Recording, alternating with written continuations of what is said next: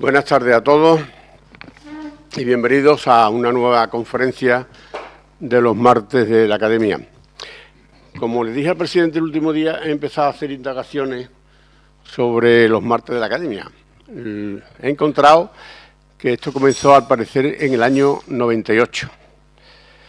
Aunque el año 98 nos parece que hasta ahí le han pasado 27 años ya, ¿eh? O sea que llevamos 27 años de Academia. Y creo que lo organizaron entre entonces el presidente de la Academia, que era Rafael Márquez, y el primer conferenciante que hubo fue él, y por parte del Ateneo era don Antonio Hermosilla, fue el presidente. Y Rafael Márquez pronunció una conferencia que se llamaba Ecología y Realidad, Controversias. A raíz de ahí ya contaremos más cosas cuando llegue el momento oportuno. Pero esto simplemente es un aperitivo de la promesa que le hice el otro día a Miguel Ángel.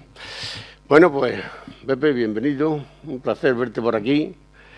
Yo a Pepe lo conozco hace muchos años, sobre todo lo conozco más por la mujer que por él, porque fui compañero de su mujer durante muchos años en el Hospital Virgen Macarena, en el Departamento de Bioquímica. Y hoy pues él nos va a hablar de las células madre, a ver si se nos aclara un poquito el concepto de las células madre, porque parece ser que hoy llaman células madre a muchas cosas que no son células madre. Y parece ser que las células madre lo arreglan todo, pero desgraciadamente pues no a todo llegamos. Así que bienvenido a esta casa, Pepe, y ya sin más le cedo la palabra a Miguel Ángel. Bien, buenas tardes a todos, buenas tardes, Fernando. Muchas gracias por tus palabras de introducción y por ese recuerdo al origen de los martes del Ateneo. Estuvimos también en la Academia mirando el listado y efectivamente en el año 98 con Antonio Hermosilla y Rafael Márquez cuando empieza la historia, esta ya larga historia. Sí, la primera conferencia, se lo olvidó decir, fue el 3 de marzo, o sea que hace exactamente 27 años.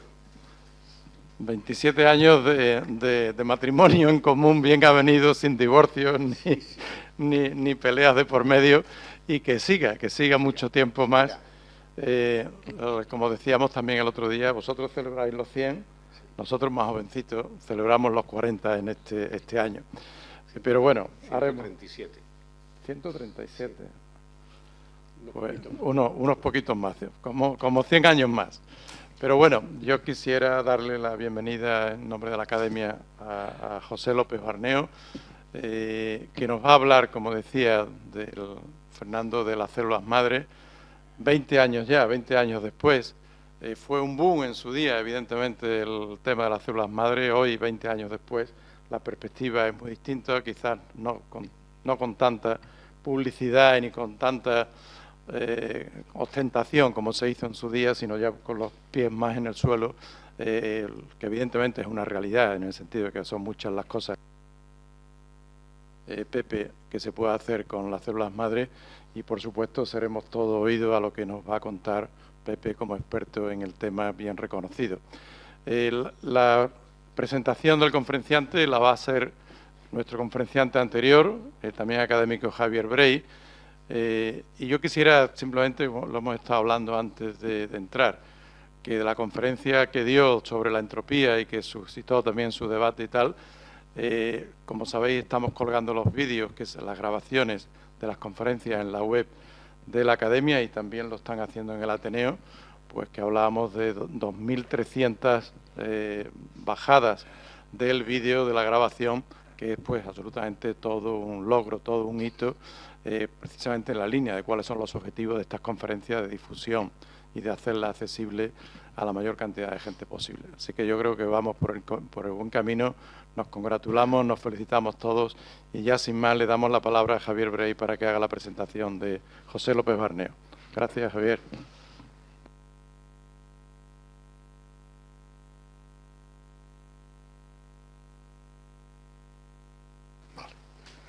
Excelentísimo señor secretario del Ateneo, excelentísimo señor presidente de la Real Academia de Ciencias de Sevilla, compañeros de la Academia, señoras y señores. Es para mí un gran placer presentar hoy al profesor López Barneo, con el cual he compartido no solo la Academia, sino durante bastantes años una comisión de posgrado y doctorado de la Universidad de Sevilla, lo cual me permitió apreciar sus muchas dotes profesionales y personales. El doctor Barneo es doctor en Medicina y Cirugía por la Universidad de Sevilla, es catedrático de Fisiología también de esta universidad, en la Facultad de Medicina, es ahora emérito, ahora tiene un contrato de mérito.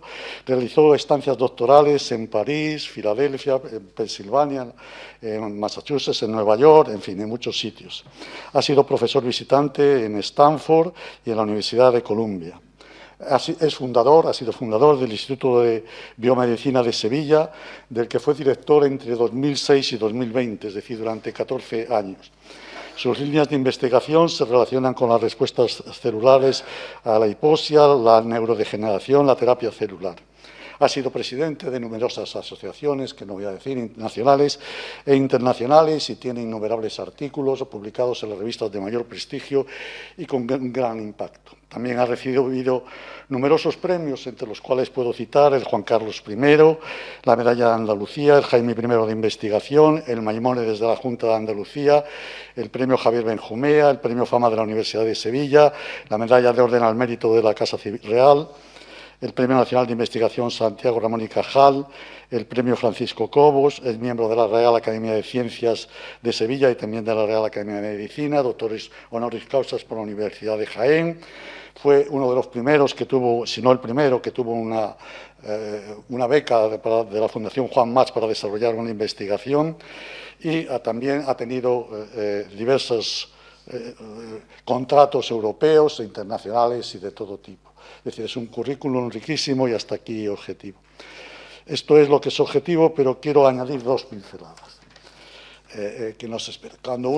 Me gusta cuando voy a presentar a alguien, y más a alguien a quien conozco, pues buscar por ahí a ver qué es lo que puedo encontrar, que me llame la atención y que yo creo que lo defina. Y buscando acerca de él, encontré dos cosas, una de ellas duplicada, pero que me llamaron mucho la atención. Una de ellas es que en dos ocasiones le preguntaron cuáles eran para él los grandes retos intelectuales o científicos de la humanidad. Y contestó que tres. Dijo, el origen del universo, el cual no creo que nunca se llegue a aclarar, el origen de la vida, que sí que creo que se aclarará, y cómo funciona globalmente el cerebro, lo cual puede que se logre, pero se tardará mucho más de lo que la gente espera, y no se debe de ser impaciente. Me llamó la atención esa cita porque creo que lo define muy bien. Si se piensa, se ve que define la concepción tremendamente científica de una persona. Y la segunda es entre humana y científica, también la encontré en otra revista. Y contaba él que en un momento dado de su vida tuvo que hacer una dura elección que casi todos los seres que nos hemos dedicado a la investigación, de un modo u otro hemos tenido que hacer. Y decía que él tuvo que elegir entre dedicarse a estudiar el cerebro como un todo o coger algo particular del cerebro, una función, un mecanismo, y centrarse en ese mecanismo. Evidentemente, desde un punto de vista intelectual, le atraía mucho más la primera opción, es tratar de desentrañar el cerebro globalmente, de encontrar leyes generales o principios generales que regulen el comportamiento del cerebro, pero que desde un punto de eficiencia, él creyó que iba a ser mucho mejor para él y para el desarrollo de la ciencia en España que se centrase en esa particular. Eso hizo y estuvo en lo correcto, como demostraron los hechos posteriores. Nada más, muchísimas gracias. Le dejo la palabra al conferenciante.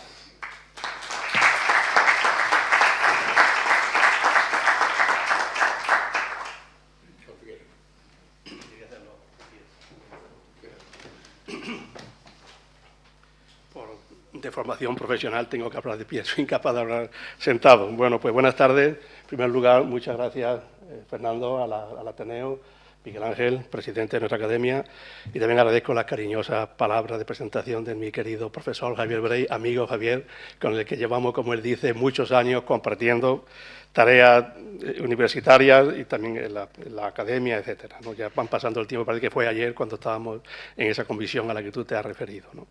poco siguiendo esto es por toca, como no sé si el público lo sabe, cuando uno da la conferencia porque le toca darla, no es que uno se ofrezca a darla, ¿no? Entonces a mí me tocaba dar la conferencia del martes de la Academia, que se están haciendo ya clásicos en esta ciudad, afortunadamente, ¿no?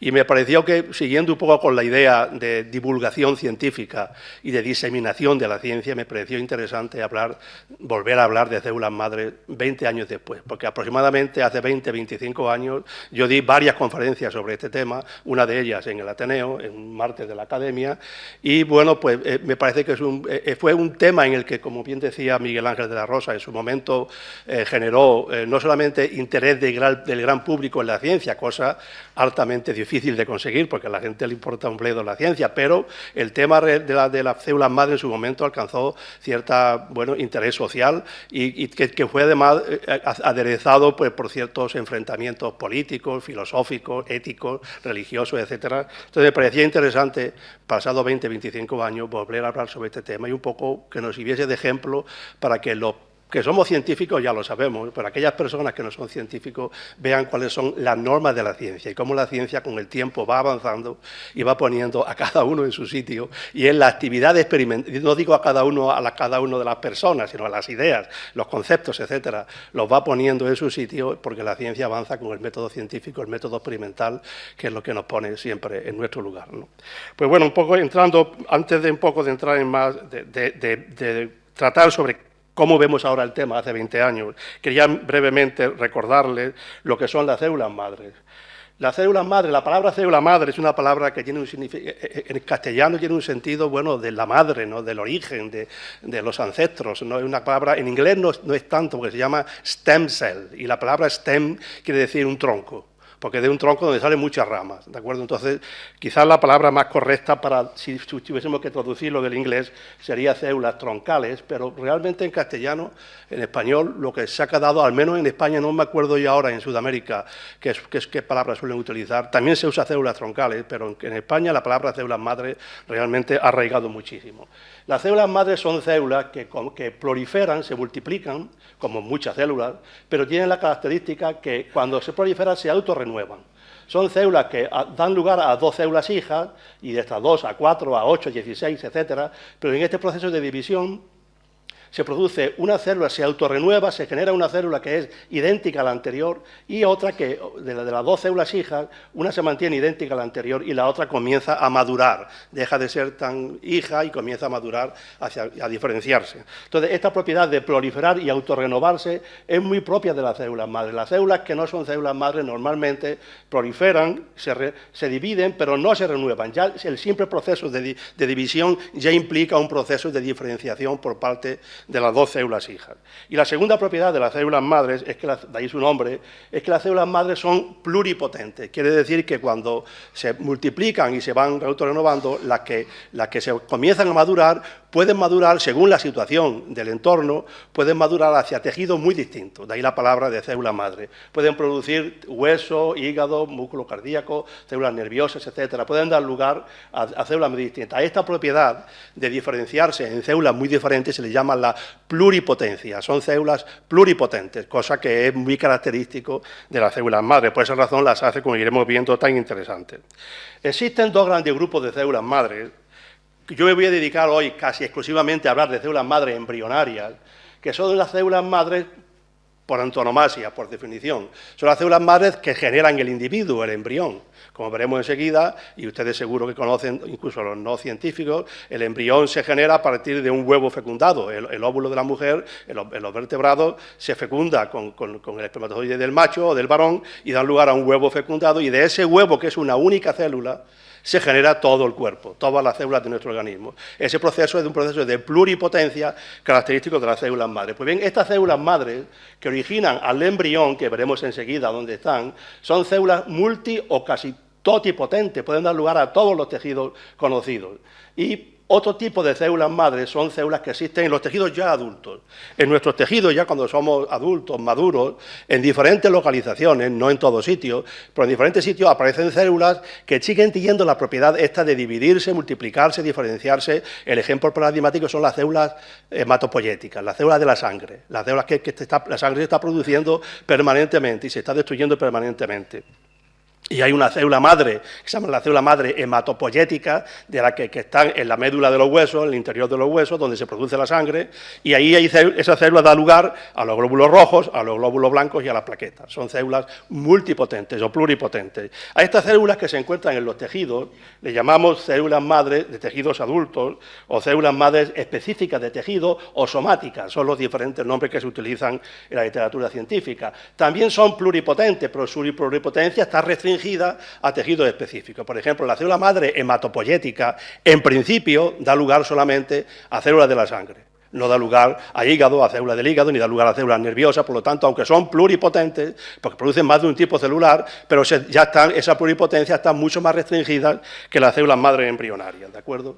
Muy bien, un poco centrándonos, porque yo creo que es el tema al que yo me quería centrar fundamentalmente, aunque también hablaré de células madre de tejidos adultos, pero el objetivo de hoy es hablar sobre todo de las células madre embrionarias, pues, porque son las que hace 25 años generaron la enorme expectativa científica, social, etcétera, a la que yo me refería antes.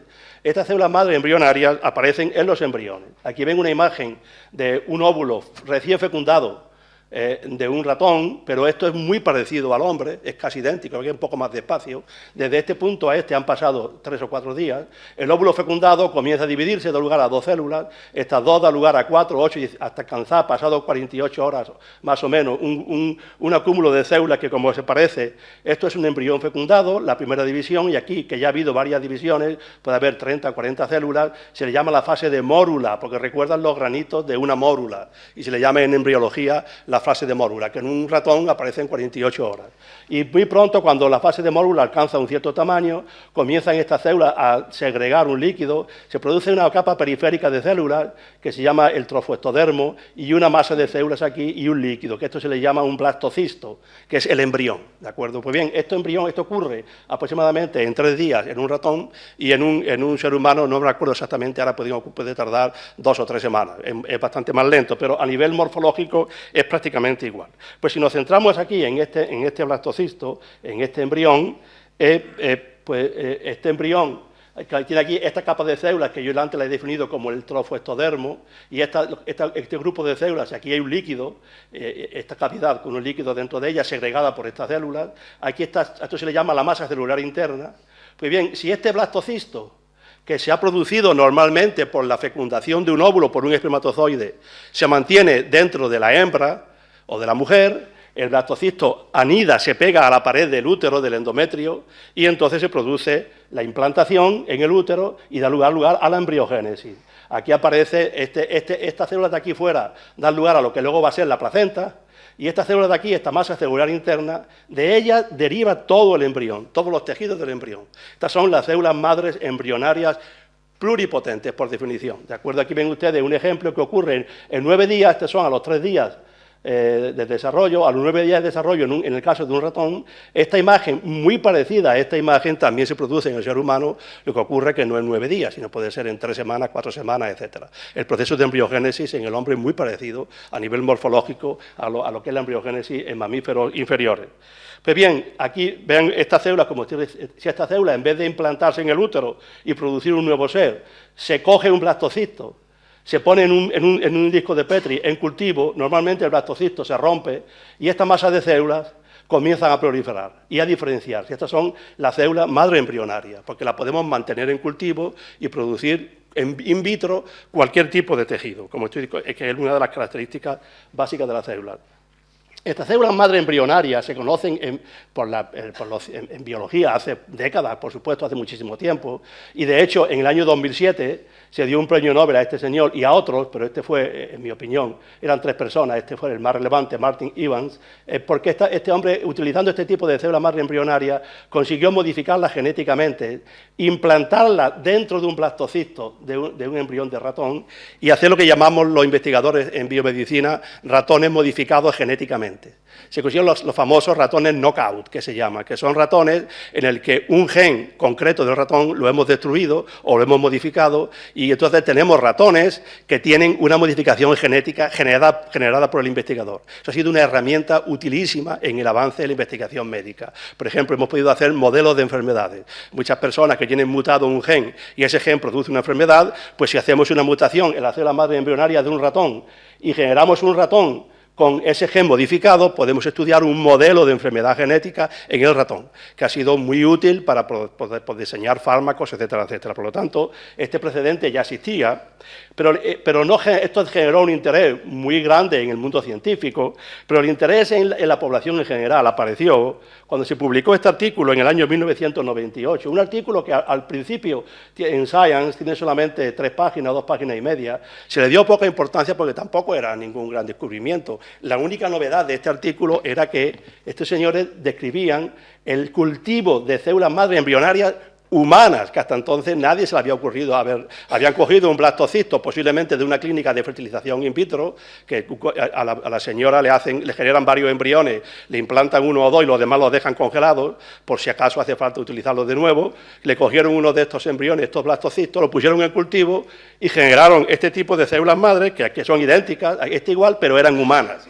Y esto demostraron que estas células in vitro en cultivo, por vez primera en la historia, aunque era obvio que funcionaban así, pero este paper tiene el interés y la novedad que lo hicieron, ¿no? Mostraron que estas células se pueden derivar a diferentes. Si uno lee este artículo, pues muestra que a partir de células madre embrionarias humanas consiguieron tejido hepático, tejido óseo, células de la sangre, en fin, mostraron de verdad lo que ya se sabía, que son células multipotentes, pero el interés fue que ellos mostraron que se podía hacer in vitro.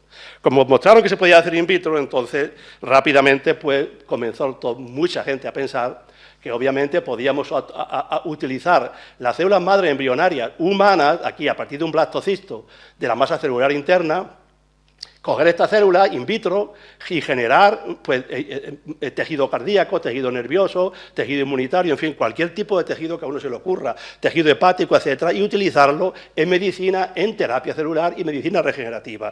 Todos saben que la medicina, nuestros órganos y tejidos van envejeciendo con el tiempo, se van enfermando, se van destruyendo, y hoy en día uno de los avances médicos más importantes es el trasplante de órganos, que un órgano de otra persona y trasplantárselo a una persona que está enferma. Pero uno de los grandes problemas de la medicina, del trasplante de órganos, de la medicina regenerativa, es que existen mucho menos donantes que personas que necesitan un órgano, por lo tanto hay una falta de órganos muy grande. Por ejemplo, en el mundo de la diabetes, que son personas que no le funciona correctamente las células beta del páncreas y no producen insulina, pues hace años que se pusieron en marcha protocolos para trasplantar células beta, que son las que producen insulina, de una persona a otra, etcétera, de un donante, pero el número de donantes que hay es muy pequeño. Por lo tanto, este tipo de tecnología abrió la puerta a que realmente, bueno, esto era una panacea, podía realmente abrir un campo en la medicina y la terapia celular, que es utilizar células para tratar enfermedades, muy grande, ¿no?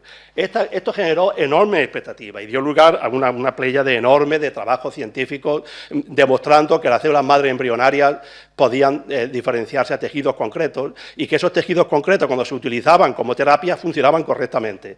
No voy a poner solamente un ejemplo, de un artículo publicado en Nature en el año 2002, donde colabora una persona que luego trabajó en mi grupo, el doctor Rodríguez Gómez, un sevillano actualmente profesor en la Facultad de Farmacia. Fueron de los primeros, utilizando células madre embrionarias de ratón, a partir de células madre embrionarias generar neuronas dopaminérgicas, que son neuronas que producen dopamina, que es justamente el tipo neuronal que se está afectado en los enfermos de Parkinson. Los enfermos de Parkinson se destruyen en su cerebro un grupo de neuronas que se llaman neuronas dopaminérgicas, que producen dopamina, y entonces uno de los objetivos de hace ya décadas que ha habido en el mundo, en la neurología, es hacer trasplantes de células productoras de dopamina en el interior del cerebro de pacientes parkinsonianos a los que le falta precisamente esa molécula. Pues bien, estas personas, en este artículo, lo novedoso de este artículo, que fueron los primeros en mostrar que en un ratón, en un modelo de ratón parkinsoniano, porque se le había destruido las neuronas que producen dopamina en el cerebro, cuando se cogían células madre embrionarias y se diferenciaban a neuronas y se trasplantaban, se le curaba prácticamente el Parkinson. Entonces, bueno, este artículo, como digo, y otros muchos generaron centenares y centenares de artículos, miles de artículos, generaron un ambiente en el mundo científico, repito, hace 20, 25 años, muy, muy importante. Tanto es así que, bueno, que en muchos ambientes se habló de la necesidad urgente de trabajar en células madre embrionarias, porque era urgente coger las células madre embrionarias humanas, diferenciarlas a tejido humano y, por supuesto, pues curar a los parkinsonianos, a los diabéticos, etcétera, etcétera, etcétera, etcétera. Eso un poco es lógico que se generase ese tipo de urgencia. Se comenzó a hablar de, bueno, estas células madre embrionarias, ¿de dónde se obtienen? Entonces se comenzó a hablar que lo ideal era utilizar embriones humanos congelados, ya existentes. En muchos países, entre otros España, hablo hace 25 años, o 20, 25 años, ya aprobada la fertilización in vitro. Son personas a las que a la mujer le producen una ovulación, le sacan los óvulos, in vitro en el laboratorio, mezclan los óvulos con un donante de esperma, normalmente si es el marido, si es una pareja que quiere tener hijos, se hace una fertilización in vitro y cuando alcanza el estadio de blastocisto, se le deposita dentro del útero de la señora para que se implante y se produce ahí el nuevo ser. Pero esto normalmente se generan en la clínica 10 o 12 blastocistos. Hay una regulación muy precisa sobre todo esto a nivel legal, ¿no? Una regulación, digamos, de hace ya tiempo. Se generan 10 o 12 blastocistos, se implantan 2 o 3 y los demás se congelan y se mantienen congelados durante un tiempo. Yo no recuerdo exactamente ahora la normativa, pero pasado un tiempo se destruyen, etcétera, etcétera. Pues bien, en aquella época se estimaba que en España existían alrededor de 40.000 embriones congelados en las diferentes clínicas que usan fertilización in vitro y, por lo tanto, esos embriones podían eventualmente utilizarse para investigación, para generar líneas de células madre embrionarias. Esto dio lugar a una disputa, como pueden imaginarse, muy grande a nivel político, a nivel religioso, a nivel ético. Para algunas personas los embriones son sagrados, entre comillas, no se les debe de tocar, la vida es intocable, bla, bla, en fin, no voy a entrar ahora en este tipo de discusiones, pero sí que se pueden hacer una idea de lo que se generó en aquel momento en todo el mundo, no solamente en España con una especial virulencia, en mi opinión, y también incluso particularmente en Andalucía, por razones políticas. Ahí me cogí un poco en medio todo este asunto, porque yo trabajaba entonces, luego me voy a referir a ello, en terapia celular antiparkinsoniana, y las células madre, pues obviamente era un abordaje muy interesante, y además yo en ese momento formaba parte del Consejo Asesor de Sanidad, del Ministerio de Sanidad en Madrid, que éramos asesores del Ministerio, y pues un poco pues las diferentes discusiones entre las autonomías, el gobierno central, etcétera, pues nos cogían en medio. Eso generó bastante discusión. Es más, algunos investigadores y algunos políticos hablaron que había que generar, no eran suficientes 40.000 embriones que había en ese momento congelados. Se hizo de eso una ley que se aprobó para utilizar embriones congelados en clínicas de fertilización in vitro. Había que generar embriones nuevos y eso generó una disputa ética grandísima, pues se pueden imaginar, porque era decirle a una señora que done un óvulo, que se genere un embrión, no para que nazca, sino para generar células madre embrionarias. Y eso era generar embriones exclusivamente para producir células madre. Y incluso se llegó a hablar en aquella época, luego me referiré a este concepto, a clonación terapéutica. Pues bien, todo este jaleo, mi postura personal en esta época era bastante digamos, calmada. Yo aquí veo, le he llamado a esto 20 años después, podría haberle llamado 25 años después, porque justamente el 6 de marzo de 2005 apareció una entrevista hace 20 años que me hicieron en El País, a todo color, 2 páginas del País, donde hay varios headlines, digamos, en El País. Me la hizo Malén Aznares, que por cierto ha muerto hace poco, ¿no? Y yo me refería, entre otras cuestiones, a que no es urgente disponer de células madre embrionarias, porque yo veía que era una discusión política estéril, que teniendo 40.000 óvulos, 40.000 embriones congelados, había no suficientes, sino que nunca en la historia seríamos capaces de utilizar tantos embriones para generar material de investigación en el laboratorio, etc. Y era, por lo tanto, absurdo ponerse a discutir sobre si generar o no generar embriones ex profeso para utilizarlo como células madres. Además, alguien que conociese mínimamente el campo sabía que había una cantidad de cosas que investigar a nivel básico, a nivel que para eso se podía utilizar células madres de ratón, de otros vertebrados, etcétera, y que era una disputa un poco absurda. Y esa fue un poco la posición que yo siempre defendí, obviamente, que había que investigar con células madre embrionarias humanas, pero que había que tener una opinión, digamos, había que intentar exagerar, digamos, sobre el asunto, y por eso era este es uno de los headlines que en esta entrevista salió.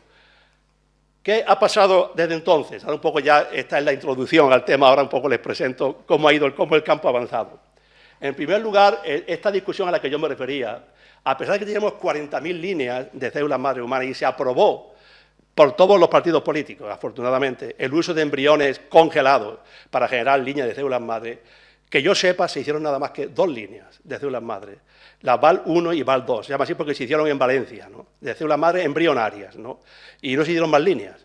Pues nadie impedía que se hicieran, pero no se hicieron, ¿no? Por lo tanto, había material de sobra para investigar, pero le digo un poco esto para que vean lo absurdo a veces de discusiones que no tienen absolutamente ningún sentido.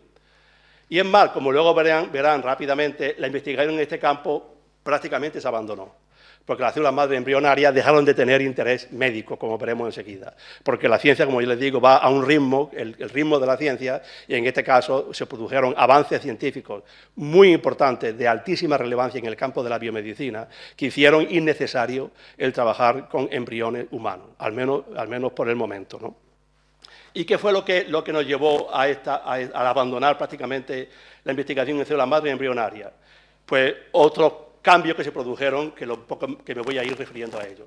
Antes de entrar en la razón científica por la que se abandonó la investigación en células madre, sí quiero un poco decir que el interés social e incluso el interés político que se generó en la célula madre embrionaria, yo creo que no fue negativo, independientemente de aspectos concretos y de personalidades concretas, etcétera, etcétera, y de discusiones concretas a las que yo ya me he referido. Yo creo que en general fue positivo porque generó un interés social en la investigación científica que era muy bienvenido. De hecho, no voy a entrar en detalles, pero algunos centros de investigación de los que hoy estamos muy orgullosos en Sevilla se generaron, yo creo, no solamente, pero sí en gran parte, por el interés de los políticos en la investigación científica asociada a toda lo que yo a veces llamaba, entre comillas, la movida de las células madres, ¿de acuerdo? Y eso hay que reconocer que se generó un interés que fue positivo. Luego también, de forma indirecta, afectó a la investigación en células madre de tejidos adultos. El interés en las células madre, muchas personas dijeron, bueno, vamos a investigar más en células madres somáticas, adultas, y eso puso en marcha una línea de investigación que hoy en día sigue siendo muy interesante y muy pujante, etcétera, etcétera, que fue la investigación sobre la diferenciación y el uso de células madre de tejidos adultos. Y aquí voy a poner unos cuantos ejemplos, pero hay muchísimos. Uno de ellos fueron las células de la médula ósea. Las células de la médula ósea que se llevaba años utilizándola para hacer trasplantes de médula ósea que salvan a tanto en personas de las leucemias, etcétera, etcétera. Eso se optimizó muchísimo, se mejoró muchísimo gracias a la investigación sobre células madre. Y de hecho, hoy en día se utiliza en los hospitales como terapia rutinaria que salva vidas permanentemente el uso de células madre de la médula ósea para tratar leucemias, por ejemplo. Se generaron otras células, por ejemplo, una célula con las células mesenquimales, son unas células que existen en la médula ósea y en otros tejidos, que tienen unas propiedades muy interesantes. Más que se les llama células madre, pero no son realmente células madre, son células que cuando se trasplantan a diferentes sitios, tienen un efecto antiinflamatorio muy potente. Y hoy en día en multitud de hospitales, de clínicas, se están utilizando células madre mesenquimales para inyectarlas en las articulaciones, en la rodilla, en el codo, en la cadera, etcétera, para tratar artritis crónica. La enfermedad de Crohn, que es una enfermedad inflamatoria crónica del tubo digestivo, también se trata con células mesenquimales, con resultados muy variables. Yo personalmente no soy demasiado defensor de ellas, pero realmente se está utilizando en la clínica, se aplican a los pacientes, en fin, que son avances médicos reales que se han producido. Y luego otras células, por ejemplo, por referirme a algo más cercano a mí, más propio, nosotros en aquella época estábamos interesados en el trasplante de células que producen dopamina en el cerebro de los enfermos parkinsonianos. Habíamos hecho un ensayo clínico trasplantando unas células que producen dopamina, que se encuentra en el cuerpo carotídeo, con un resultado bastante interesante en pacientes, hecho aquí en Andalucía, en Granada, pero en este estudio que lo publicamos en el año 2007, concluimos que necesitábamos mayor cantidad de tejido. Por esa razón pensamos si habría o no en esta estructura, habría o no células madres, y en un proyecto de investigación que fue bastante exitoso, llegamos a descubrir células madres en este tejido, en el cuerpo carotídeo, que son células madres que producen dopamina. Este artículo lo publicamos en una revista pues muy prestigiosa, la revista Cell, y esas células, y así pudimos expandir el número de células y para usarlas en el trasplante. Ese proyecto no llegó a realizarse porque descubrimos que las células, cuando se trasplantaban, el efecto beneficioso no se debía a la dopamina, sino a otra molécula, y descubrimos que esa molécula se produce en el cerebro. Entonces, lo que estamos haciendo actualmente es estimular endógenamente la producción de esa molécula en el cerebro de los pacientes. Y, de hecho, en estos días estamos iniciando un ensayo clínico con un nuevo producto, un fármaco, que realmente hemos descubierto que tiene un efecto bastante beneficioso en modelos animales, y estamos aplicándolo a pacientes. Eso así, un poco para que vean que la investigación con células madres, según los datos experimentales, nos han ido llevando en una dirección u otra, como es propio de la actividad científica, ¿no? Pero repito, yo creo que si volvemos a este punto, ha habido realmente, no quiero que se piense que mi opinión es negativa, todo lo contrario. Yo creo que el apoyo social y el debate social sobre las células madre tuvo efectos bastante beneficiosos. Y el tercer efecto que tuvo fue que como se comenzó a pensar alguna forma de obtener células pluripotentes que sin tener que utilizar embriones, porque realmente el uso de embriones humanos generaba toda esta disputa ideológica, política, religiosa, etcétera, etcétera. Entonces aquí sí que hubo lo que le llamamos en inglés un breakthrough de la ciencia, se rompió, digamos, el paradigma científico del momento y se generó este concepto que es la reprogramación nuclear. Y se generó lo que se llama las células pluripotentes inducidas, la IPS en inglés, es Induced Pluripotent Stem Cells en inglés, que esto ha sido un avance conceptual de una gran trascendencia, que este avance conceptual en el año 2012, a los que lo generaron, obtuvieron el Premio Nobel de Medicina o Fisiología, Jim Gordon y sobre todo Shinya Yamanaka, que fue el investigador que dio lugar a este concepto, que le voy a explicar brevemente, ¿no? Y esto sí que ha sido un avance médico de gran trascendencia y científico, por supuesto, ¿no? Este señor, Jim Gordon, hizo un experimento hace años a la que la gente no le prestó ninguna atención y no se publicó en Nature, ni en Science, ni en Cell, se publicó en una revista totalmente secundaria. Y es que cogió un óvulo, los óvulos de los renacuajos, de las ranas, de los sapos. Saben que los sapos están antes en forma de renacuajo y luego se hacen metamorfosis y se convierten en sapos, ¿no? O en rana. Pues bien, estos tienen unos óvulos que son bastante grandes, se ven a simple vista y miden casi 1 milímetro, los óvulos de la rana. Entonces este señor cogió un óvulo de una rana, le destruyó el núcleo del óvulo y cogió una célula somática, una célula de un renacuajo, cualquiera del cuerpo, creo que era una célula de la piel o del tejido digestivo, no estoy seguro, pero cogió una célula y este núcleo de la célula se lo puso dentro del óvulo. Y este óvulo, con el material genético procedente de una célula, dio lugar a un embrión y generó un sapo que era idéntico al sapo de donde procedía el núcleo. Esto se llama una clonación. Demostró que un óvulo es capaz, tiene las instrucciones necesarias para, dado que tenga una carga genética, la que sea, llevar a buen término esta carga genética para que dé lugar a un individuo que es idéntico genéticamente que el individuo de donde procede este óvulo. Esto es lo que se llama la clonación reproductiva. Utilizando este método, luego se clonó la famosa oveja Dolly, que simplemente se hizo esto. La oveja Dolly fue coger un óvulo de la oveja Dolly, quitarle el núcleo, coger una célula de la glándula mamaria de la oveja Dolly, coger el núcleo de esa célula, meterlo en el óvulo, y el óvulo con ese nuevo material genético, ese núcleo, dio lugar a otra oveja, que era idéntica genéticamente a la oveja de donde venía el núcleo, que es donde están los genes. Eso se llama clonación. Hoy en día, quien hizo el avance científico fue este señor, y al que le dieron el premio Nobel no fue al que hizo la oveja Dolly, sino a este señor, ¿de acuerdo? Entonces, pues se han clonado ovejas, ratas, vacas, cerdos y, en fin, infinidad de animales, y se podría clonar perfectísimamente, primates se han clonado, monos, y se podría clonar perfectamente el ser humano, lo que pasa es que está prohibido por la ley, ¿de acuerdo? Esto es un avance muy importante, y por eso este señor compartió el premio Nobel con Shinya Yamanaka. Y este avance tan importante, que aparentemente no tiene relación con las células madre, tiene muchísima relación, porque aquí, bueno, de nuevo le explico lo que es la clonación terapéutica. Si imaginamos un señor que tiene un paciente de una enfermedad genética, ¿de acuerdo? Y que creemos, o no genética, una enfermedad cualquiera, Parkinson, por ejemplo, y necesita células madre, células productoras de dopamina procedentes de células madre embrionarias. Si hay una señora donante, se coge su óvulo, se le quita el núcleo aquí en color rojo del óvulo, se introduce un núcleo de una célula somática cualquiera, de la piel, de donde sea, se le mete este núcleo y el óvulo femenino, con el núcleo, que es donde están los genes de este paciente, genera un embrión que la oveja Dolly en este caso, si fuese una oveja, un embrión, que es idéntico a este paciente. Esto se llama la clonación reproductiva, que está prohibida en el ser humano.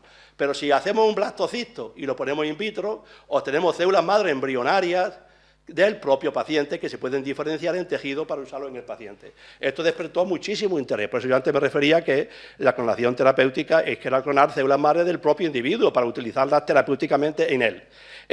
La tecnología que estoy explicando, las células iPS, hicieron esto innecesario. ¿Por qué? En este experimento al que yo me refería antes aquí, Shinya Yamanaka, este científico de Kioto, se dio cuenta que el óvulo es una célula muy especial, porque es la única célula que si uno le introduce dentro la masa genética localizada en un núcleo, ella es capaz de inducir que este núcleo, que puede ser un núcleo procedente de un individuo que tiene ya un montón de años, que está envejecido, etcétera, etcétera, lo reprograma, lo convierte en un núcleo de un embrión y comienza a producir un nuevo ser. A ese concepto se le llama la reprogramación nuclear. Es como si cogiera estos genes, borrase todas las alteraciones que durante la edad y durante el desarrollo se han producido en este gene, los resetea, utilizando un anglicismo, ¿de acuerdo? Y hace que se produzca aquí un blastocisto y que aparezca, digamos, un embrión que se puede o no dejar que llegue hasta el final o utilizar como célula madre embrionaria. Entonces, Shinya Yamanaka lo que preguntó, ¿qué tiene el óvulo que no tengan las células normales? ¿Qué productos hay en el óvulo, del femenino, de la hembra, que no tengan otra célula? Entonces se puso a investigar, a hacer análisis moleculares, etcétera. Llegó a descubrir 30 o 40 productos, moléculas concretas, que eso eran críticas para que el óvulo pueda hacer este fenómeno de reprogramación, y al final llegó a que con 4 moléculas era suficiente para producir lo que él estaba queriendo hacer. Entonces este señor publicó 2 artículos también en la revista Cell, en el año 2007 y 2006-2007, primero fue capaz de obtener estas células pluripotentes inducidas, que ahora les explicaré cómo las hacen brevemente, en ratones, demostró que estas células que obtenía en ratones eran pluripotentes porque si las metía en un blastocisto generaba un ratón idéntico al ratón del que venía en la célula, por lo tanto demostraba que era un material totalmente pluripotente, y también demostró la obtención de este tipo de células en tejido humano. Y este señor pues compartió este premio Nobel al que yo me refería anteriormente en el año 2012. Estos artículos están publicados en 2007 y 2006. Este señor ganó el Nobel en 2012, es uno de los ejemplos en el que desde el descubrimiento al premio ha habido menor espacio de tiempo, porque a veces es muy poco probable que a una persona le den un Nobel a los 5, 6, 7 años de haber publicado algo, porque hay que demostrarse que realmente funciona, etcétera, etcétera. Esto porque fue realmente un avance importantísimo. ¿Y de qué va este avance? A ver si soy capaz de explicárselo claramente para que lo entiendan. El avance consistía en coger... Este hombre demostró que dentro del óvulo hay muchos productos que son necesarios para que el óvulo reprograme el núcleo, el proceso de reprogramación nuclear y producir el embrión, pero que bastaba con 4, que están escritos, el OCT4, el SOC2, el KLF4 y el CMYC, son 4 productos muy bien conocidos, que si uno coge a este señor de la piel y le hace una biopsia, le saca una célula somática, una célula cualquiera de la piel, un fibroblasto, y en este fibroblasto le introduce estos factores, el ARN mensajero que codifica estos factores. Estos son proteínas, pero lo que se le transfiere es la versión, digamos, de nucleótido que produce esas proteínas. Si se lo introduce dentro de esta célula, estos factores actúan sobre este núcleo, lo reprograman y lo convierten en una célula que la resetea al origen, como si fuese un óvulo fecundado, y da lugar a producir unas células que son pluripotentes, que se comportan idénticos que las células madres, y que in vitro pueden dar lugar a cualquier tipo de tejido. Por esto se le llama las células madre, porque son células que pueden producir células hijas diferenciadas, pluripotentes, porque son pluripotentes, e inducidas, porque hay que inducirlas inyectándole los factores de Yamanaka, que se llaman, a estos 4 factores. Entonces, esta tecnología se hizo enormemente popular, es relativamente simple, se hace en muchísimos laboratorios, entonces ha permitido obtener una fuente de verdad inagotable de células pluripotentes humanas sin tener que utilizar ningún embrión, ni nada que se le parezca, ningún óvulo, ni nada por el estilo, sino completamente lejos de lo que es el fenómeno de la fecundación, de la embriogénesis, etcétera, etcétera. Y esto ha acabado con la necesidad de hacer clonación terapéutica en el hombre. Obviamente no hay que hacer clonación terapéutica. Esto, de hecho, es una especie de clonación, pero sin utilizar ningún material, digamos, embrionario. Y, por supuesto, acabó con el interés terapéutico de las células madre embrionarias, porque estas son las verdaderas células pluripotentes, muy parecidas a las células madre embrionarias, pero obtenidas a partir de una célula de un sujeto adulto de cualquier parte del cuerpo. Pues bien, este realmente sí que ha sido un avance ocurrido en los últimos 20 años, que sí ha revolucionado la ciencia y la está revolucionando todavía y en gran parte todavía la medicina. Y llegamos al punto 4 que yo quería, para ir concluyendo, tocar, y es cuáles están siendo de verdad las aplicaciones médicas de las células pluripotentes inducidas.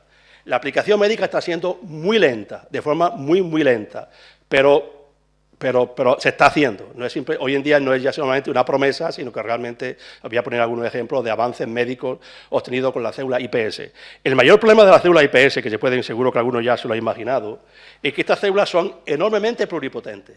Entonces, imagínense que esto lo hemos hecho en un paciente parkinsoniano y queremos obtener unas células que luego se van a diferenciar a neuronas productoras de dopamina, que es lo que le vamos a trasplantarlo en el interior del cerebro. Imagínense que le vamos a trasplantar 3 millones de células.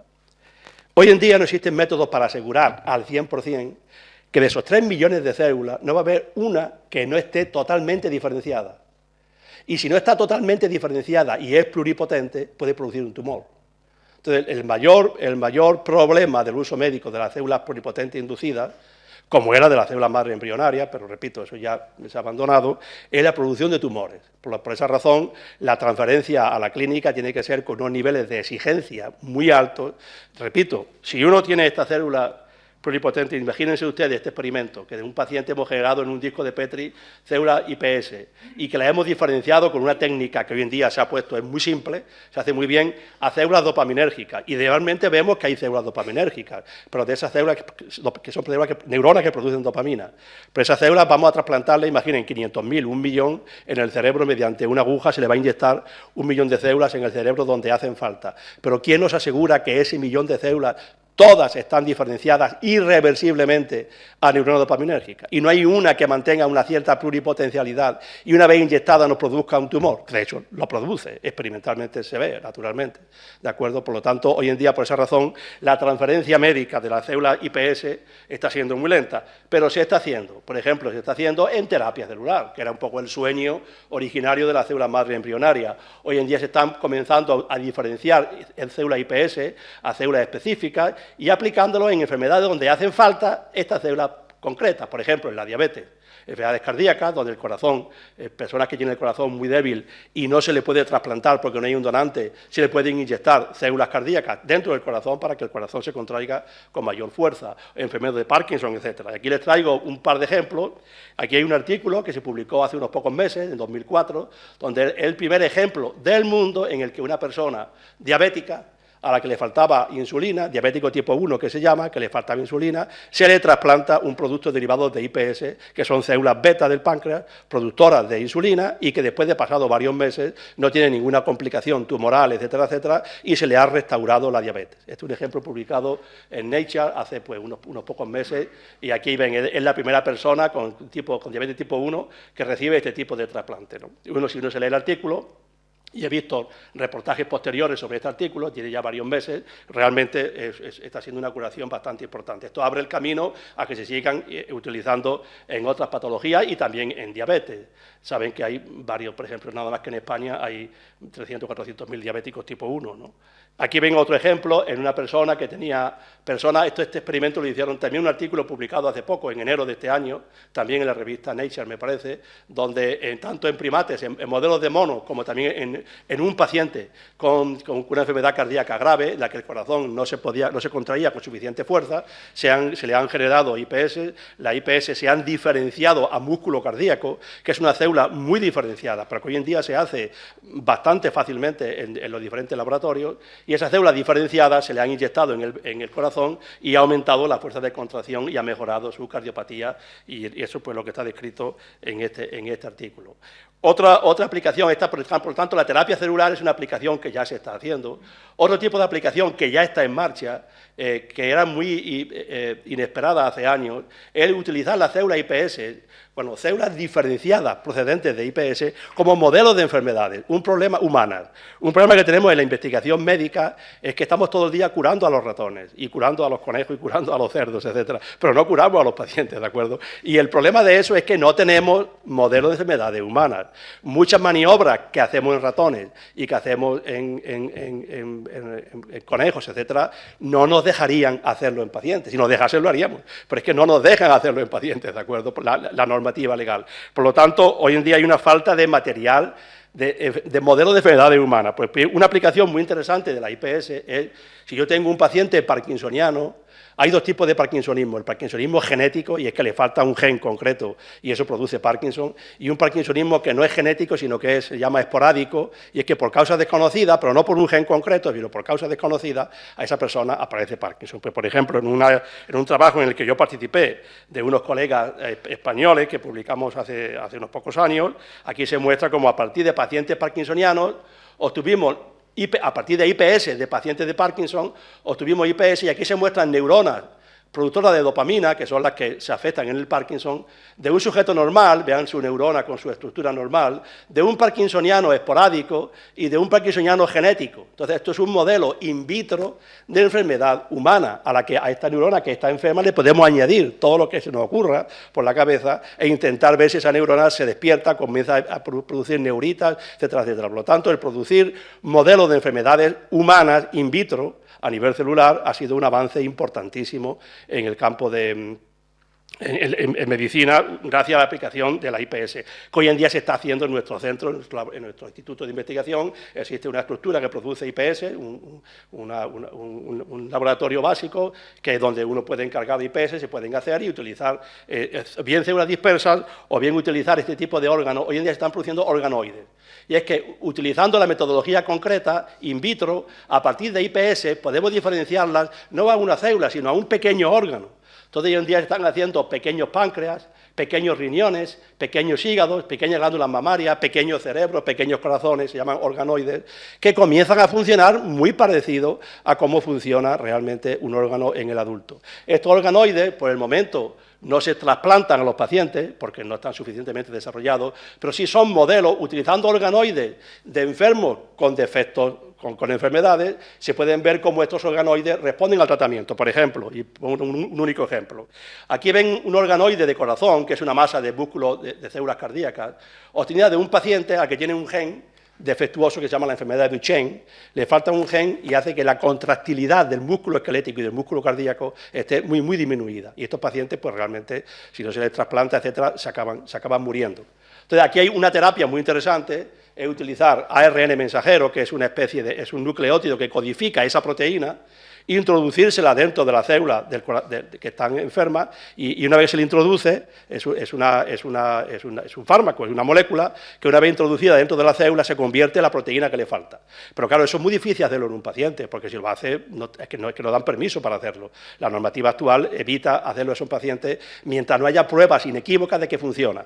Pues aquí ven un ejemplo muy bonito. En este caso, al que le faltaba esta proteína, a partir de células de IPS del paciente, se genera un corazón, esto late, esto se mueve, ¿de acuerdo? Un corazón in vitro, un organoide, se le trasplanta con el RNA mensajero, que es un fármaco que codifica esta proteína que le falta, y aquí se demuestra eficientemente que realmente, aquí esto se marca con diferentes colores, etcétera, se está transfectando realmente la proteína, y que esta proteína, una vez trasplantada, funciona y este corazón se contrae, este organoide se contrae con más fuerza que este. Esto es una prueba de concepto que realmente demuestra que el fármaco funciona.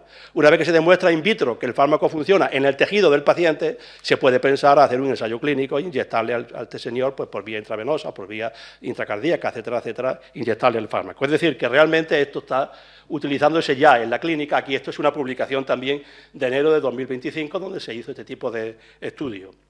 Se está transfiriendo, digo, de forma lenta, pero con gran potencialidad. Y para terminar, lo quiero separar, porque me quiero referir a dos aspectos que por el momento no se han trasladado a la medicina, pero que sí que tienen una enorme promesa de traslado y que sí que creo que van a ser revolucionarios. Todavía más de lo que ya he dicho. El primer aspecto es fabricar órganos. Un problema importante, si tenemos células madres pluripotentes, ¿qué nos impide fabricar órganos? No lo impide nada, y además seguro que lo conseguiremos. Hay dos formas de fabricar un hígado. No digo un cerebro dudo que lo fabriquemos, pero sí un hígado, un corazón, un páncreas, etcétera, etcétera. No hay ninguna razón para que no se fabrique, ¿no? Esto se puede fabricar in vitro, y hoy en día en muchos laboratorios se hacen pequeños andamios de cómo va a ser la estructura. Puede imaginar algún ingeniero, ¿no?, la estructura de cómo es un órgano, para que sobre ese andamio se le ponen las células, se van diferenciando y se va generando el órgano. Sobre eso se está avanzando. Aquí tenemos a uno de nuestros compañeros que trabaja en algo parecido a esta fabricación de órganos a partir de células madres, ¿de acuerdo? Este es un campo que está creciendo muchísimo, todavía con poca aplicación médica, porque no se ha conseguido fabricar órganos completos, pero que tiene un desarrollo muy importante en el futuro. Y luego fabricar órganos mediante quimeras. Hoy en día se han publicado trabajos, incluso algunos de ellos colaborando algunos investigadores españoles afincados en los Estados Unidos, donde uno coge un blastocisto de cerdo, de donde va a salir un cerdo in vitro, le introduce células humanas y puede conseguir que ese cerdo tenga órganos mixtos, que sean medio hombre, una quimera que se llama, y medio cerdo. Y esto, imagínense un hígado que tuviese un porcentaje de células muy alto que fuesen humanas, de un cerdo. Se podrían trasplantar si hubiese rechazo, etcétera, etcétera. Pero hoy en día en este campo se está avanzando muchísimo. El problema y técnicamente no es complicado, es relativamente fácil de hacer. El problema más importante es que la normativa actual no permite hacer quimeras humanas, salvo en algunos países donde permiten hacerse quimeras humanas que lleguen solamente hasta el segundo o tercer mes de desarrollo, ¿de acuerdo? Porque toda esta quimera hay que introducirla en el útero de un cerdo hembra y se desarrolla, y es una mezcla de tejido humano y tejido de cerdo. Por lo tanto, genera de nuevo unos problemas éticos importantes que está frenando muchísimo el desarrollo de este campo. Pero si algún día los problemas éticos se solventan o se decide que se puede dejar hasta que el cerebro aparezca, yo qué sé, cualquier decisión que se tome en este campo, la producción de órganos humanizados en cerdo ya es una realidad. Lo que pasa es que todavía no ha pegado el salto al uso rutinario en la clínica, ¿no? Y por último me quiero referir también a algo que en mi opinión no es ni mucho menos ciencia ficción, sino que se está haciendo experimentalmente en los laboratorios, y lo que se llama la reprogramación parcial. Cuando hemos hablado de este tema de la reprogramación nuclear, de lo de Yamanaka, yo me refería a que Yamanaka introduce estos 4 factores y reprograma este núcleo y lo convierte completamente en como si fuese el núcleo del embrión originario, es decir, que nace un nuevo ser totalmente reseteado en edad cero, ¿de acuerdo? Y ahí ya comienza a envejecer. Entonces, si ustedes imaginan el milagro que es la embriogénesis en ustedes, nuestros tejidos están envejecidos. Los varones no tenemos esa enorme capacidad de generar nuevos seres, primero las mujeres sí.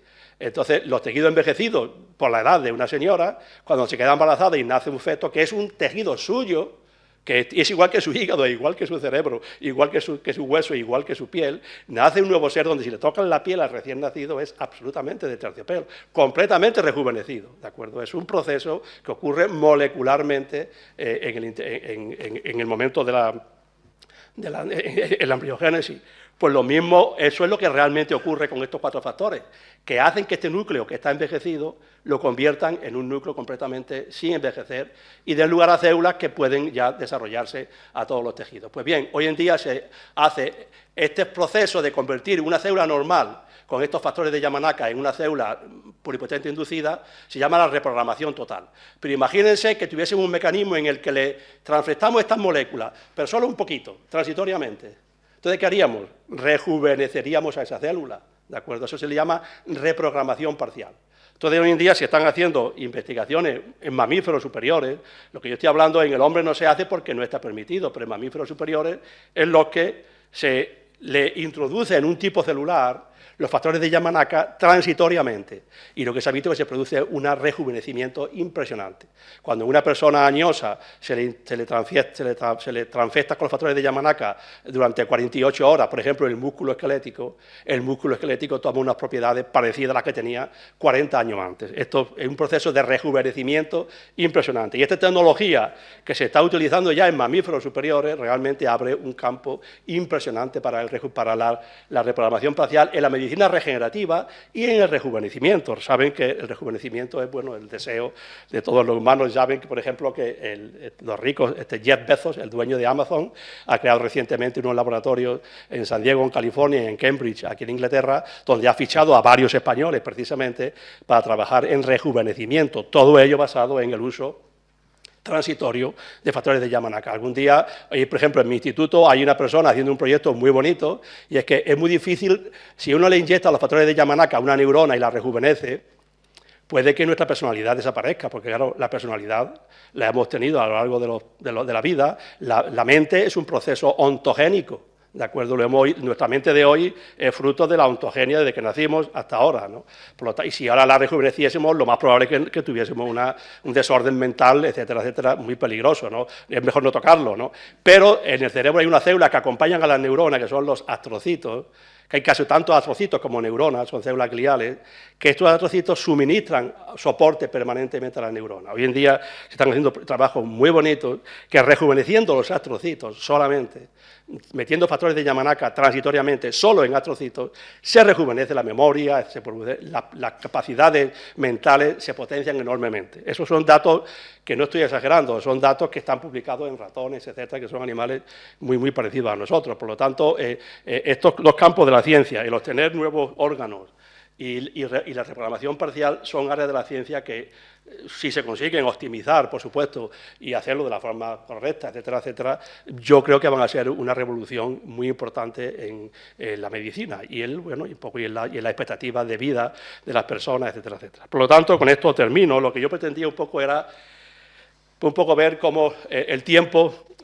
pone las cosas en su sitio, cómo la ciencia avanza solamente con los experimentos. Yo le digo siempre a mis doctorandos y a los postdocs, los experimentos nos ponen en nuestro sitio. El experimento sale como sale, hay que repetirlo, y si sigue saliendo siempre así, y si lo hace alguien, otro colega, y le sale lo mismo, y teníamos una idea preconcebida distinta, tenemos que cambiar la idea. Hay que hacerle, obviamente, el experimento es lo que hace que el científico avance. Y luego que gracias al método científico y gracias a la inteligencia humana, la ciencia, a mí siempre me gusta parafrasear a Gabriel Celaya, es un arma cargada de futuro, no a la poesía, como él decía, que también, ¿no? Pero la ciencia, porque realmente la ciencia, si hace 20 años nos hubiesen dicho que se iban a inventar las células, cuando aquí había discusiones políticas, religiosas, y me acuerdo de grandes reuniones sobre los obispos, en fin, un jaleo, se puede imaginar, que hoy en día de eso ya sería obsoleto, y que solamente en 20 años quedaría todo eso obsoleto, y que tendríamos las células pluripotentes inducidas con todas las cosas, todo lo que prometen en la medicina, etcétera, etcétera, diríamos, bueno, estamos exagerando. Pues no, pues la realidad supera a la ficción. Y, en fin, eso es todo. Espero que haya ahora un turno de discusión y de preguntas, ¿de acuerdo? Muchas gracias por la atención.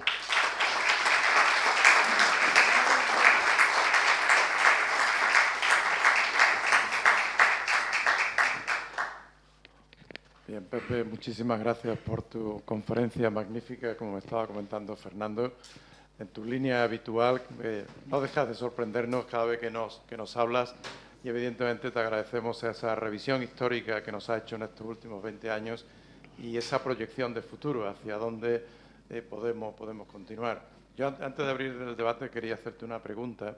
Se ha repetido veces, y es así, en la realidad, ha dado la sensación de que la legislación, la ética, los programas morales suponen casi un freno a ese desarrollo, a ese progreso, a ese descubrimiento científico, en esa línea que estabas diciendo de construcción de órganos nuevos, fabricación de órganos o de rejuvenecimiento. Entonces, una pregunta que te quería hacer es ¿hasta qué punto esa legislación, esas restricciones de tipo ético y moral, que en general son mucho más restrictivas en Europa en relación con otros países? ¿Son mucho más?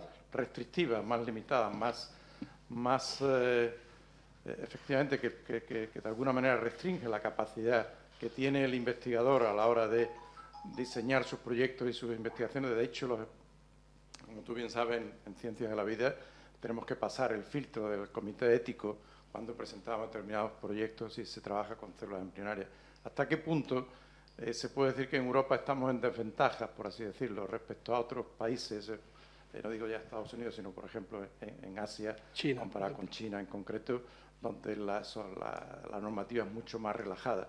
¿Hasta qué punto podemos decir que estamos en inferioridad de condiciones a la hora de competir a nivel internacional precisamente por esas restricciones?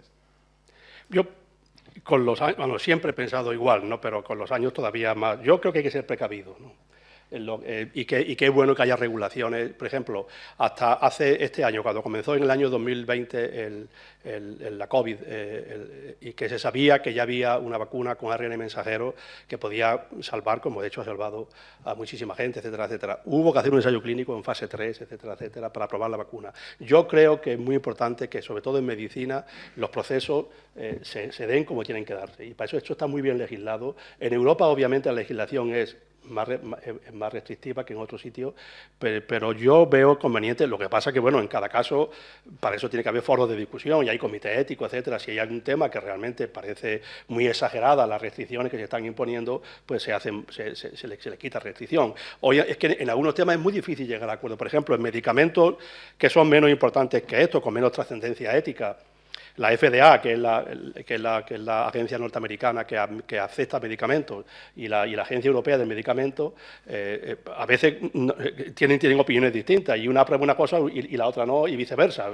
No está más avanzada la americana que la europea. En Europa hay una cierta, somos precavidos en ese sentido, y yo creo que eso es fruto de una cultura social y científica que yo creo que es bueno mantener. Una vez dicho eso, yo creo que, por ejemplo, en mi opinión, y lo digo públicamente y lo he dicho siempre, cuando se planteó la disputa de las células madre embrionarias, yo siempre fui defensor de que había que hacer investigación con células madre embrionarias en un país donde se aborta todo el mundo. Por favor, será ridículo. No, en fin, era como una doble moral. De forma que todo el mundo puede abortar, pero no se puede utilizar, o todo el mundo que quiere puede abortar, y no se pueden utilizar embriones para hacer células, para utilizarlos para células madre embrionarias. Pero bueno, utilicemos los embriones congelados, no tengamos que fabricar. Cuando se acaben, utilizaremos embriones nuevos. Que mi postura en ese sentido es un poco que yo creo que en Europa tenemos una situación que es fruto de desarrollo científico y social durante muchísimos siglos, décadas, incluso siglos, y que yo soy muy defensor del estilo europeo, sinceramente, lo cual no quita que en temas concretos nos pueden estar generando falta de ser competitivo a nivel internacional. Por ejemplo, en el tema de las quimeras, me consta que la quimera hombre-cerdo, la legislación en Europa es mucho más restrictiva que en China, por ejemplo, ¿no? Donde se han hecho estos experimentos que yo estaba comentando. Pero incluso en la misma China se han prohibido avanzar más allá de ciertos meses de edad, ¿no? de la quimera, ¿no? En fin, yo qué sé, es muy difícil, pero que yo estoy por el momento conforme con la legislación europea. Bien, gracias Pepe, abrimos el debate. ¿Alguna pregunta? Sí. ¿Cómo se induce la diferenciación de las células madre pluripotenciales en un determinado tipo de células? Claro, sobre eso hay una receta, no voy a entrar en detalles. Cuando esto se inventó, el Yamanaka lo que hacía era coger una célula, un fibroblasto de la piel, por ejemplo, hacer cultivo, añadirle los factores de Yamanaka y hacer la IPS. Luego, para ir de IPS a neurona, para ir de IPS a célula hepática, para ir de IPS a ese sitio, hay todo tipo de recetas que están descritas en la literatura y que se van utilizando. Se le añaden lo que se llaman factores de transcripción, que se llama, que son factores que dirigen la expresión genética en una dirección hacia neurona o hacia célula hepática. Se empieza en el embrión, se imita mucho la embriogénesis. Todo lo que se ha avanzado en los últimos decenios, o más de 100 años, sobre la embriología, se está ahora aplicando in vitro.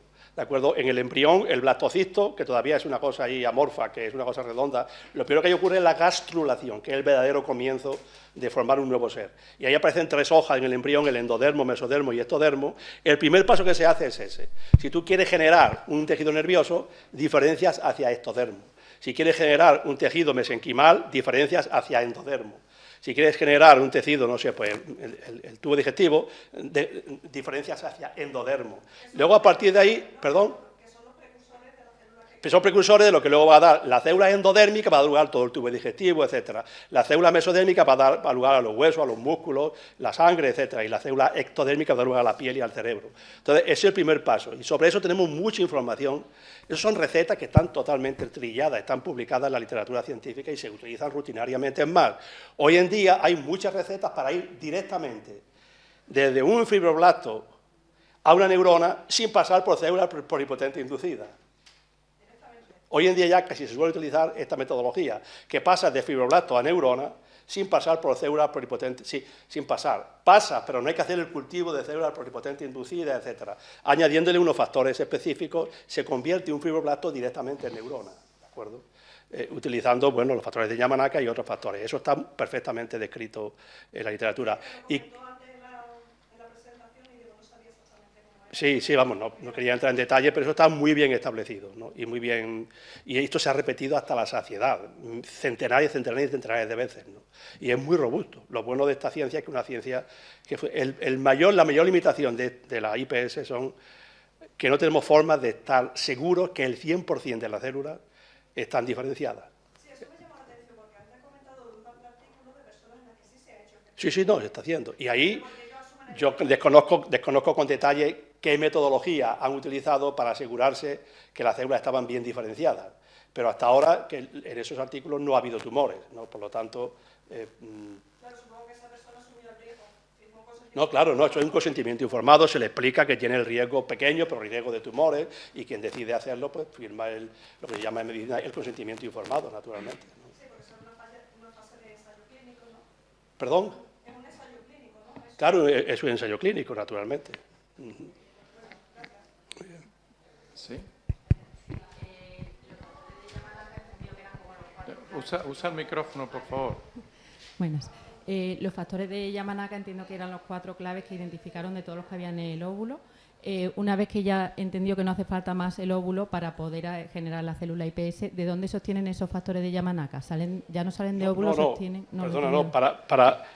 Los factores de Yamanaka se descubrieron porque estaban en el óvulo, en grandes concentraciones. Había 30 o 40 factores, pero de ellos probó con mucho y al final con 4 es suficiente. Pero ya no hay óvulo por ningún sitio. En la IPS no hay ningún óvulo en ningún sitio. Estos factores no se obtienen de los óvulos, se obtienen recombinantemente, que es una tecnología, se obtienen por métodos recombinantes. Cuando uno hace... Sí, voy un momentito para atrás. Bueno, que quede este concepto claro, porque es muy importante. No se utilizan para nada embriones. No. Cuando uno hace este ensayo, estos factores no se obtienen del óvulo, se obtienen por metodología que se llama DNA recombinante, se fabrican en el laboratorio, pero no hace falta un óvulo para nada. No, claro, el óvulo te olvida del óvulo, ¿no? Estos factores se venden en un botecito y lo compras. Vale, no, que no sabéis ir a otra parte. Sí, claro, que tú creías que había que purificarlo del óvulo. No, estos factores se descubrió que eran los que en el óvulo producen lo que hacen. Pero luego ya en la vida diaria, cuando se fabrican IPS, no hay óvulos por ningún sitio. Estos factores se venden en un botecito, ¿no? Tú los compras y se acabó, ¿no? O sea que, y se han fabricado en una empresa por métodos que no tienen nada que ver con el óvulo, por métodos que se fabrican de hecho en bacterias, ¿no? A las bacterias se les mete el DNA que codifica estos factores y las bacterias lo producen en grandes cantidades y se purifica, ¿no? Se hacen por métodos recombinantes que se llaman, ¿no? O sea que el óvulo no se usa para nada, ¿no? Eso es lo importante de esta tecnología, ¿no? Eso, ¿no? Y no de otra parte del cuerpo que pensé que a lo mejor, sino que en laboratorio se fabrican directamente. Sí, se fabrica y además de hecho los compra uno, ¿no? Gracias. En botecitos, ¿no? O sea que... ¿Alguna otra pregunta? Sí, Enrique.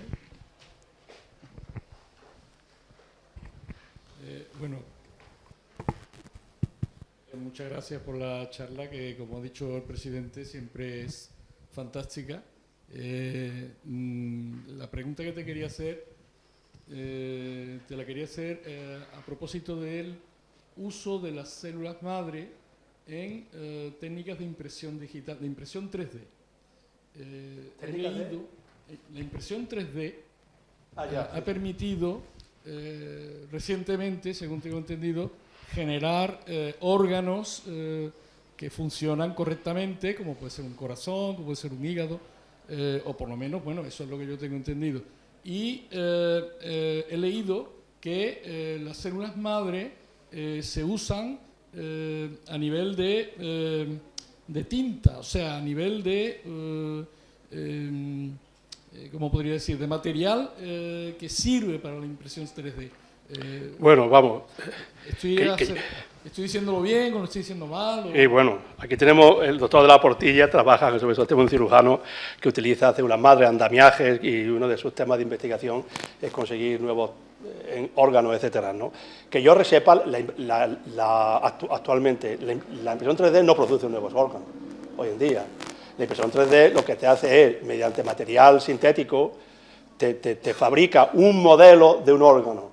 Y por ejemplo, si tienes una cardiopatía compleja, te fabrica un modelo de ese órgano, pero hecho con material elástico. Sí. Y el cirujano, cuando va a operar, se fija y entonces aprende de qué es lo que tiene que hacer para reparar bien el corazón, por ejemplo. Hoy en día, pero sí que se podría teóricamente, si tú tuvieses un sistema de impresión 3D que inyectase células diferenciadas, en vez de inyectar, no sé, pues algún elemento sintético de estos que se utilizan, ¿no? Silicona, etcétera, inyectarse células, y hoy en día la microfluídica celular ha avanzado espectacularmente, sin inyectarse en células, se podría, mediante impresión 3D, construir un órgano. Todavía no se ha hecho eso, que yo sepa, ¿no? Fernando, me corrige si tú crees que... Pero no veo ninguna locura que se haga el día de mañana, ¿no? En mi opinión, el problema mayor que yo le veo a la fabricación de órganos es el diseño tridimensional. Un hígado, por ejemplo, que es un órgano que uno podía pensar que no es tan complejo, pero es muy complejo. Tiene una vena, otras venas, las arterias, etcétera, los loburillos.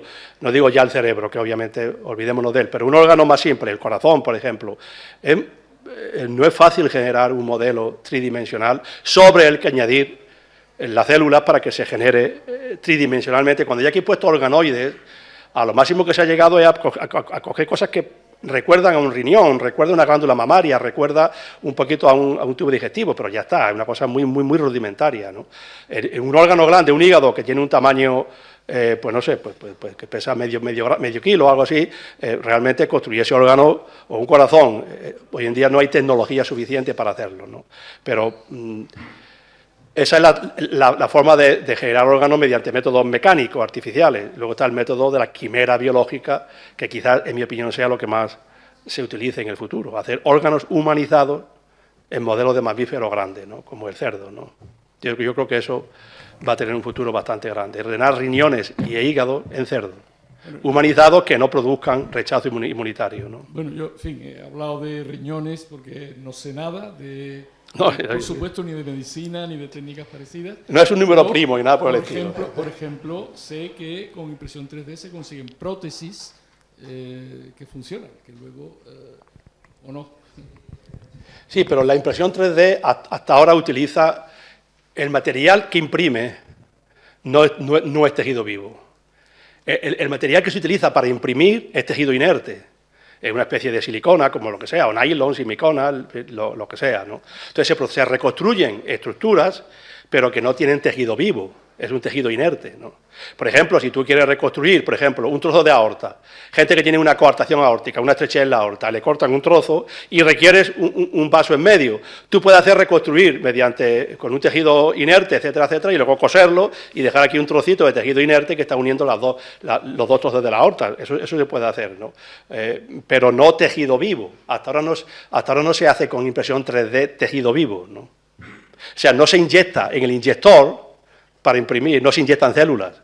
Se inyecta material inerte, normalmente algún tipo de material orgánico, silicona o algo parecido, vamos. O sea que hilos de silicona, cosas de ese tipo, ¿no? Tenemos una pregunta por aquí de Antonio.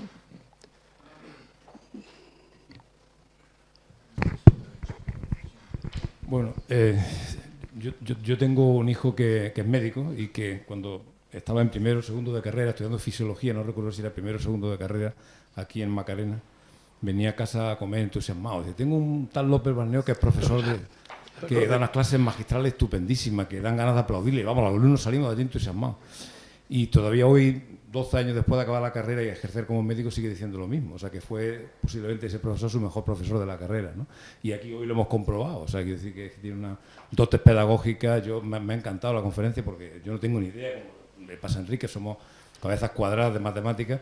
Y no tengo ni mucha idea de esto, pero he aprendido muchísimo. Yo tenía una concepción un poco distinta, no me había dado cuenta de esa transformación que has contado de las células madre respecto a... En fin, he aprendido muchísimo y creo que muchos de los que estamos aquí.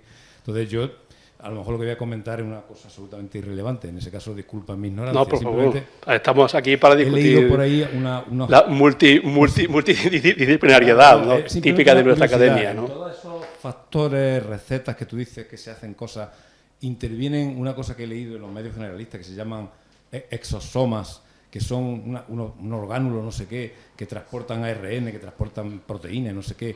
Intervienen ahí y también intervienen, no sé si en la cicatrización. En fin, yo he oído campana, no tengo ni idea porque no soy del gremio. ¿Algo tiene que ver con esto o no? ¿Quién no, bueno, en principio no. Los exosomas las células se comunican unas con otras y a veces se comunican segregando una molécula que va por la sangre y afecta a otra célula a distancia. Eso el sistema endocrino se comunica de esa forma, ¿no? Una hormona producida en el ovario, pues se va por la sangre, llega a la glándula mamaria y hace el efecto que tenga que hacer, ¿no? Y otra forma de comunicarse mediante se segregan vesículas, que se llama la exocitosis, y eso es el ejemplo del sistema nervioso. Una terminación nerviosa segrega una vesícula con una molécula que una vez liberada actúan sobre la célula que está al lado, lo que se llama una sinapsis, y le hace un cambio el que sea. Una nueva forma que se conoce muy poco son las vesículas extracelulares o los exosomas, y es que son una especie de vesículas, pero muy, muy pequeñitas, mucho más pequeñas que las vesículas. Y hoy se está viendo que muchos órganos se comunican entre sí, no mediante moléculas disueltas en la sangre, sino mediante pequeñas moléculas empaquetadas en pequeñas vesiculitas, que son los exosomas, y que comunican a un órgano con otro. Y le informan sobre el estado el funcionamiento de un órgano. Hoy en día, un campo que está creciendo mucho es como un órgano, cuando un órgano está afectado, se afectan los demás, o sea, por la comunicación interórgano que se llama, ¿no? Eso se da a nivel fisiológico y a nivel fisiopatológico. A nivel patológico, cuando un órgano enferma, puede enfermar a otros gracias a esa comunicación que existe entre los diferentes órganos. Pero eso no tiene en principio en relación con lo que estamos comentando. Por supuesto, durante la embriogénesis hay un proceso complejísimo de formación de órganos, de generar un ser vivo, que hoy en día se comprende solamente parcialmente todavía, que seguro que ahí participan muchísimos procesos de comunicación intercelular.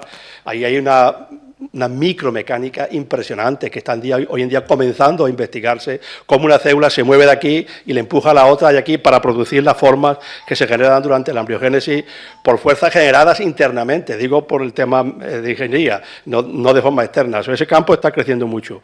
Pero en el tema que yo estoy comentando de células madre, etcétera, en principio los exosomas no creo yo que tengan nada de excesivamente relevante. ¿Perdón? Bueno, no estoy yo seguro si las células madre producen o no exosomas. Puede que produzcan y que entre sí, cuando están creciendo in vitro, entre sí se comuniquen por estas pequeñas vesículas, por exosomas. Pero no tiene una relevancia, por lo menos que se sepa, crítica para que hagan lo que hacen, ¿no? O sea que... ¿Cuál es el potencial de las células madre del cordón umbilical?